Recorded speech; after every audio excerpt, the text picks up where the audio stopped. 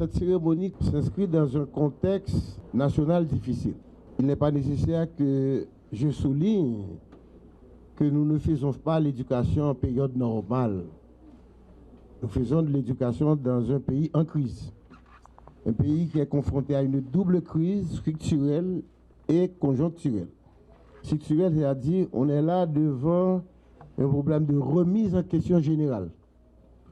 La gouvernance de l'État, les rapports sociaux, les relations de ville et campagne, les relations entre les grandes écoles et petites écoles. Bref, on est dans un mouvement de charivari, de grands doutes, de grands bouleversements.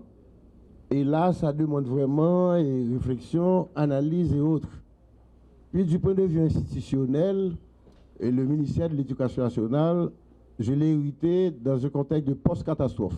La situation de fonctionnement et de fonctionnalité du ministère a été confrontée à un problème de déplacement des employés. Il y a des employés qui ont perdu leur maison, qui ont dû laisser leur quartier. Et comme on a été contraint aussi de déplacer les écoles, jusqu'ici, nous n'avons pas pu récupérer les grandes écoles de la République de Port-au-Prince, et le lycée Pétion, des jeunes filles, le lycée Marie-Jeanne, le lycée Toussaint, Daniel Fiolet, etc., etc. Donc, c'est dans ce contexte-là que l'UNESCO nous a offert ces supports logistiques, ces matériels, véhicules et motocyclettes.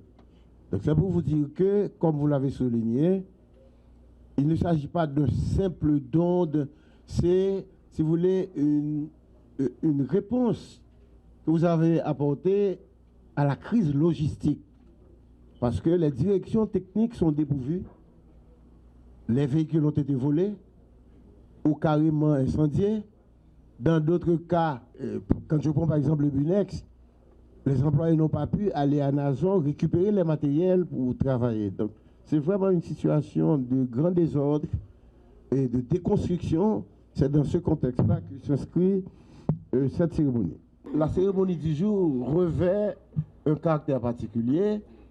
Elle cherche à renforcer le partenariat UNESCO ministère de l'Éducation nationale, un partenariat qui cherche à apporter une plus-value à l'école haïtienne. Parce que la revue sectorielle, certes, c'est pour le ministère de l'Éducation, mais c'est pour l'éducation nationale.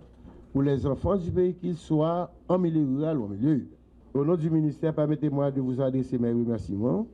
Dans ce premier temps, l'UNESCO nous avait proposé de remettre ces matériels d'abord à l'UNAP, à la DPCE et aussi à l'unité de projet. Mais j'ai proposé aux représentants de l'UNESCO de voir aussi le BUNEX qui est dépourvu. Or, le BUNEX, c'est le ministère. On ne peut pas parler du ministère de l'Éducation sans le BUNEX. C'est le bureau des examens nationaux des examens d'État.